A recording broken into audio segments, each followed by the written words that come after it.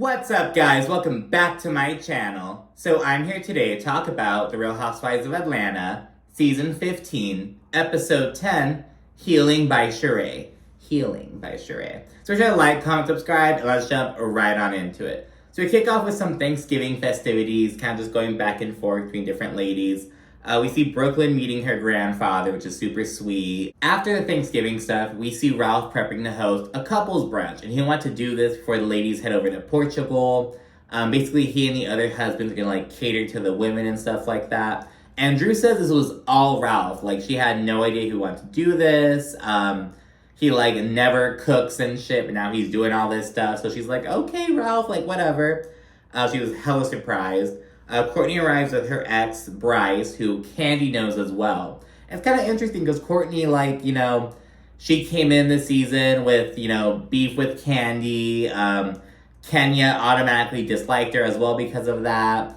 She cozied up with Shereé, Sanya, and Marlo pretty quickly. I don't get the situation with her ex. She's like, oh, it's complicated. We co-parent, but their child is 23 years old, and I don't know if they have more kids together. I don't know, it's kind of weird. But yeah, and her ex, Bryce, he knows Kenya, he knows Drew, and Candy. It's pretty insane, and she's related to Ralph, so it's Courtney's kind of flowing in. And again, she's kind of annoying, but she's putting in work as a friend of. People are kind of comparing Courtney and Monyetta, and they're like, look, I like Monyetta. Later on this episode, we kind of see her more charitable side. She's kind of talking about that.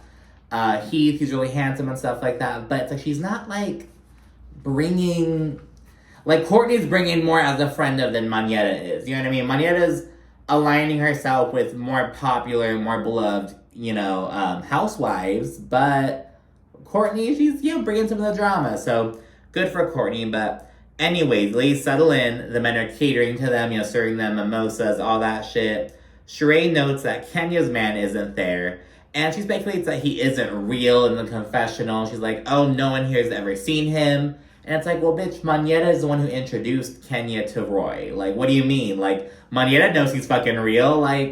Girl, what? It's really fucking random. Shereé's just so spiteful, and she's the bitch all healing. I'm on a healing journey, want to connect all the ladies, but she's so spiteful, to be honest with you. I don't know, it's I get it. I just talked about this on Orange County because it's same thing with Tamara. It's people want all these ex-housewives to come back, and it's because they have this nostalgia, and they romanticize the past, and it's no, it's not I don't know, it's not bringing it. Marlo rolls in with Scott Lee. She introduces him to everyone. Every time Scott Lee tells someone his name, he's like, yeah, Scott Lee. It's very Jamaican. Scott Lee, very Jamaican. It's very Jamaican. Scott Lee. He always has to point that out. It's kind of funny. We learned that Candy met Scott Lee a while back, but she's sure to point out, I don't know him. They're both, restaurateurs in Atlanta, so she kind of just was acquainted with him. And she says she's surprised that he's Marlo's type. And so, again, kind of similar to what, was it Drew? I forget who said it in the last episode. But someone was oh, I'm surprised to see, Marlo with this guy. I expected her to be with someone who's more wealthy. I think it was Shereé or Sanya, now I think about it. But yeah, Kenya then asked Candy about the movie that she and Todd are doing. And she guessed that she wants to be cast in it. And then she learns that Drew is actually going to be starring, as the leading lady. And her reaction is so funny. She's like, you cast Drew? You cast Drew? Oh my god, it was so funny. In the confessional, Candy says that Drew's character is kind of a young, naive woman, kind of gets turned out. And she points out that, I'm not saying that Drew's young and naive. I'm just saying she knows how to act like she is. Back at the table, Kenya, she shouts out Twa. She's you know that I put threesomes on the map with Twa. And Drew shades her in the confessional. She's Kenya, Twa came out 22 years ago, so maybe you should just let that go. And now Drew's acting career hasn't been the most poppin' as of late, but, she's acted more recently than Kenya has, is I think what she's getting at. So she's girl, just shut up, basically. Roi then FaceTimes Kenya, and Kenya, shows him to the table, shuts Shereé down bitch, no, he's real. Marlo knows exactly who she is, as she reveals that they went on a date before. Kenya seems to kind of ignore it. She leaves the table to chat with Roi, as Marlo's kind of recounts how she knows him, and, you know, just kind of like, she says that he slid into her DMs in October of 2018. She pulls up the receipts. I'm like, God damn, like, I like to delete shit, so, I don't know, it just kind of depends, but I'm like, damn. But anyways, brunch is then served, everyone kind of prepares to chow down. Sanya, she's kind of tripping at how crazy it is that Kenya and Marlo both dated Roi. Marlo clarifies that they went on one date, they weren't like boyfriend and girlfriend or anything, and Kenya says she's glad that Marlo showed Roi what not to do and that he realized that he wasn't interested. In the confessional, though, Marlo tells Kenya to enjoy her sloppy seconds. Because, you know, and I get that why Kenya's saying these things, but it's like, I mean, it's not that big of a deal. She's like, oh, I'm glad that, you know, you showed Roi what not to do. Ha ha ha. And it's like, Kenya. And then later on in the episode, Marlo points out, like, bitch, you know, look at all the men Kenya has brought onto the show. And Kenya is so different when she's talking to a guy. Like, she is so... like, remember when she first came on the show and she was bugging that dude to fucking, like, propose to, like, she's just very much like that. I don't know. And yeah, suddenly, Shereé, he sparks some drama with Drew because she asked if the chef is getting paid at the table in front of everyone. And it's like, what the fuck do you mean he's getting paid? And Shereé brings up the internet chatter about Drew allegedly not paying a chef. And Drew says it's actually a legal matter. And she says that, this woman reached out to me and wanted to cook for me and my family as like a little trial run to see if she wanted to like be a chef for us. She said there was like hair in the food and blah, blah, blah. And she said it was like a trial run. And lady, she's like suing her for $1,000. And Drew, she's like, she was not a chef. She is a woman who wanted to cook for us. And it just did not work out. And just kind of talking all that stuff, and Drew says she will not be made to look like Shereé, who actually does not pay her bills. Like, I am not that bitch. Shereé is that bitch. After Drew says her piece, she's like, what are you messing with me for? I thought we were all good. Like, what are you doing, Shereé? Shereé responds by being all fake and like, oh, we're good, we're good. She's speaking on her bullshit healing journey. And she mentions that Courtney is a crisis manager. I'm not sure what that, like, I don't know if it's like a fucking assistant 2.0. I'm not sure what a crisis manager is. It sounds like an extra assistant, like a super like niche assistant. I'm not sure. But yeah, she mentions that like, oh, I'm glad Courtney's gonna be on a trip. She can manage the crisis that comes up in Portugal. And then Kenya's like, oh, I'm not sure, girl. I'm not sure if, you know, she hasn't really managed the crises up until this point. It was kind of being dumb or whatever. We know that Kenya doesn't like Courtney. And Courtney responds like, oh, of course you think that. Of course you would say that. And she's like being kind of touchy with Kenya. And Kenya's like, oh, please don't touch me. They have like a moment or whatever. Kenya's like setting a boundary with Courtney. But yeah, it's kind of weird. And that's the end of the little brunch. We then see ladies pack for Portugal and fly out. At the airport, we learn Candy is not feeling well. She has food poisoning. She later says that she was just like throwing up like crazy on the flight. She's never been that bad. So yeah, it sounds awful. They land in Lisbon, Portugal, and they track down to Algarve. I'm not sure if you say it. I'm saying that how Shereé said it. I'm not sure if you actually... I didn't look it up, damn it. On the Sprinter van, Shereé lectures the group about how it's a healing trip. Again, this is the same old bullshit. They arrive to the resort and settle in. And Drew mentions Ralph being in Vegas for a work trip. Then she later says that he's auditioning for Chocolate City. Marlo says that Heath has a better chance. And Marlo was so funny this episode. Man in the confessional. She's just so funny for some reason. Just like little throwaway lines and whatnot. The women then settle in. We see Manetta and Drew kind of checking out the view. Because remember, across from Portugal and Spain, it's like Morocco and Northern Africa. So I was talking about Africa for a bit. Drew's like, oh, I've never been to Africa. I've been to South Africa, but not like Africa. And I understand what Drew is trying to say, but yeah, this case, they're like, girl, that's Africa. But I get what she was trying to say.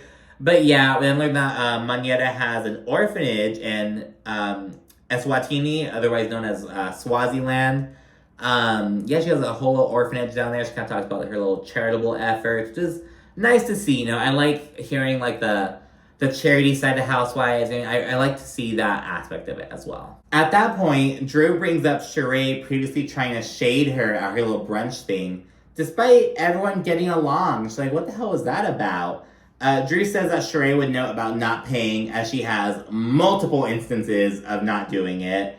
Kenya and Kandi chat about Kenya's 3-year divorce from the devil, Mark Daly, before Kenya says that Roi just kind of gave her a heads up about Marlo, which is really good on his part, really smart. You know, he didn't let Marlo just bring this up and surprise Kenya. He let Kenya know about it, so good for him. And yeah, in confessional, Kenya's just like, oh, you know, he's like, he doesn't have to pay for pussies. That's what he didn't like with Marlo. Just kind of just throwing shade at Marlo.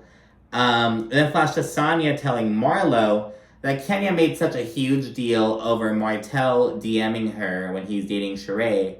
But she seemingly doesn't care about, you know, Roi and Marlo having a similar situation when she's with him. And it's like, she's kind of pointing that out, saying Kenya's being kind of hypocritical.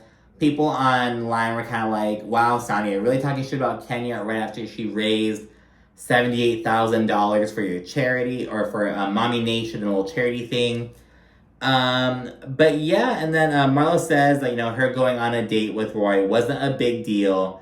And she also says that, you know, he's perfect for Kenya because he was very corny. So, she says that. Marlo then points out that Kenya's giving her shit for, you know, showing Roi what not to like and all that shit, when, you know, people can't really tie Marlo to, like, certain men. But Kenya's been tied to all kinds of men on this show alone. You know, she's very, I don't want to say pick me, but kind of, she has that kind of vibe, you know what I mean?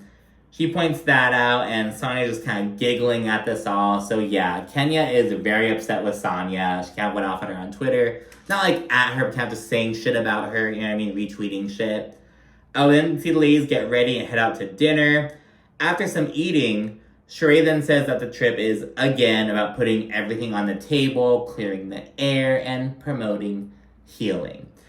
Courtney, she kind of takes the moment and addresses Kenya, who is just staring at herself with a knife. Kenya likes to, like, act unbothered and show that she's not interested, but by her doing these little antics, it shows that she is bothered and she is interested. You know what I mean? It's like, you're trying so hard to show that you don't give a fuck, but by doing so, you are showing that you give a fuck. You get what I'm saying? It's just kind of counterproductive. But yeah, Courtney's kind of trying to address Kenya. Because I guess Kenya said something to Shereé about how, like, every time I try to get to know Courtney and I try to talk to her, she doesn't really reciprocate. And I'm like, Kenya, that is a goddamn lie, because we know that you don't like Courtney. You haven't liked her since episode 1 because she was kind of rivaling Kandi up and coming up with this fucking beef with Kandi. You don't like Courtney. And now you're saying, oh, when I try to get to know her, she just kind of gives me the cold shoulder. Bitch, you don't like her. You're trying to like, I like Kenya, I'm team Tora, but I can't fucking lie. I can't lie about my faves. Kenya's being fucking weird about Courtney, and she's acting like, oh, it's because Courtney gives me a cold shoulder. No, you just don't fucking like her, and that's fine, but don't fucking act like there's other, you know, reasons to it. You get what I'm saying? Oh yeah, Kenya responds a bit, you know, but things feel kind of unresolved. It's really fucking weird. I don't know. Kenya's being really weird with Courtney. I'm not sure what the whole thing is, but I don't really care. There's then a lull in the conversation, and Drew confronts Shereé for kind of throwing shade at her own brunch.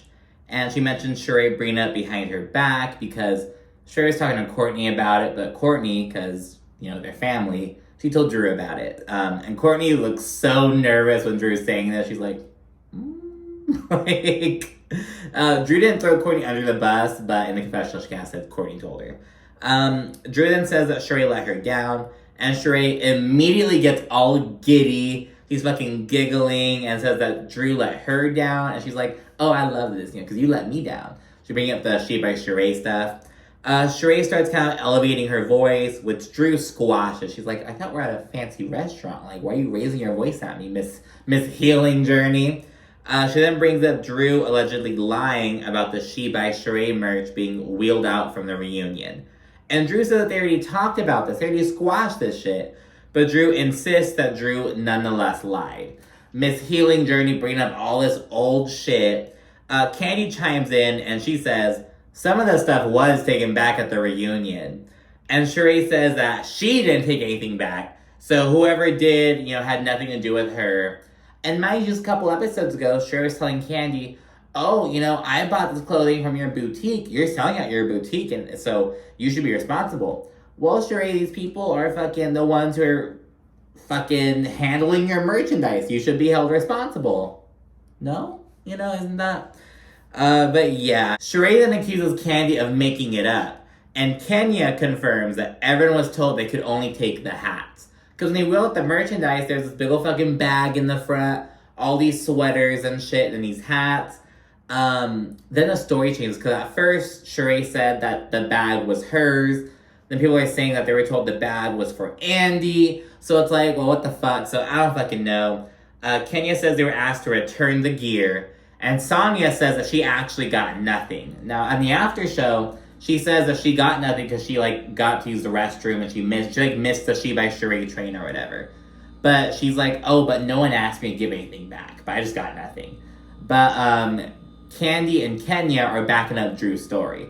And Shereé, of course, she's floundering and swearing and insisting that, no, you guys are wrong. You guys are wrong. No, you guys are all wrong. And, of course, to back Shereé up, we have Marlo, who is decked out in She by Shereé in the confessional. She's like, I got 4 or 5 pieces of She by Shereé, at least. It's like, of course Marlo got some. But it's like, well, bitch, did you get the She by Shereé at the reunion? That's the question. Or did you get the She by Shereé pieces after the reunion? But anyways, Drew reiterates that they already talked about this, and that the lawsuit is a serious matter. And Shereé's like, doesn't feel good, does it? And Drew kind of tears into how Shereé is incapable of moving forward. She's all about just being vindictive. And she asks, how the fuck is Shereé hosting a healing trip when she can't heal her damn self? And it's like, no lies were told. Kenya says that she sees Drew and Shereé as sisters. In the confessional, Marlo's like, sisters? Girl, maybe as Brittany and Jamie Lynn. Drew continues calling out Shereé, who is, again, just floundering. Drew wants Shereé to apologize and acknowledge her hurt, but Shereé is just, deflecting and being apathetic. The table tries to move on. Kenya says that Shereé needs to be a better host. Drew gets emotional and leaves.